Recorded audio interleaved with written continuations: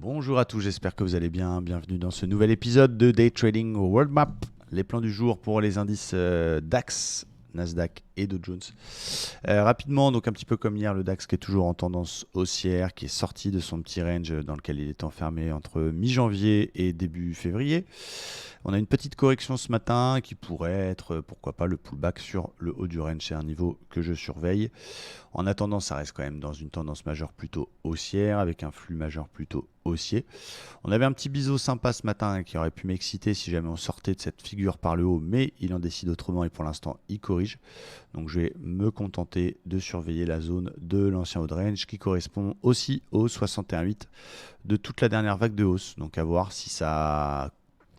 S'il peut se passer quelque chose dans ce niveau-là, si on a une bulle, si on a une petite dive. Si malheureusement, en plan vendeur, on réintègre le range et on recasse au 61,8, on pourrait essayer de travailler une vente 15 250, tout 15 000 points. Mais ce niveau va m'intéresser puisque la tendance majeure, elle est plutôt haussière pour l'instant, plutôt pour un achat. On regarde du côté du Dow Jones qui lui est un petit peu moins sympa. En daily, toujours bloqué dans son espèce de fanion.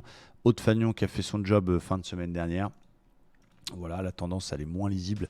En 4 heures notamment, c'est un petit peu le bordel. On a un petit canal haussier, on est en train gentiment de chatouiller le bas du canal.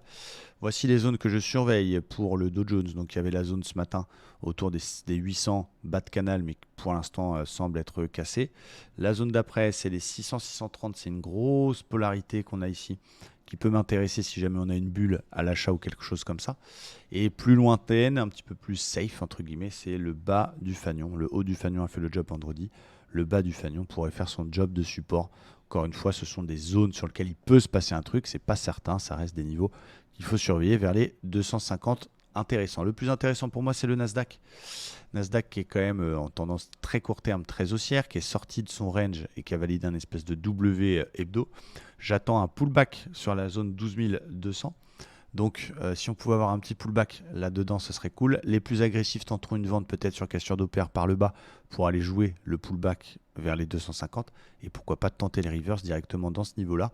Zone qui va être la plus intéressante pour ceux qui préfèrent suivre la tendance et qui seront plus prudents pour uniquement directement un achat sur ce support oblique.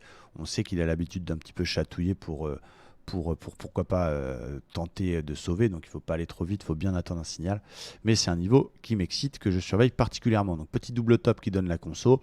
Les plus joueurs tenteront la petite conso jusqu'au 250 et sur 250, essayer de faire le reverse à l'achat en cas de signal. Voilà ce que je surveille sur les indices. J'espère que c'est clair pour vous. On n'a pas trop de news au programme. On a quelques interventions de banquiers de la Banque d'Angleterre, mais pas de grosses news majeures.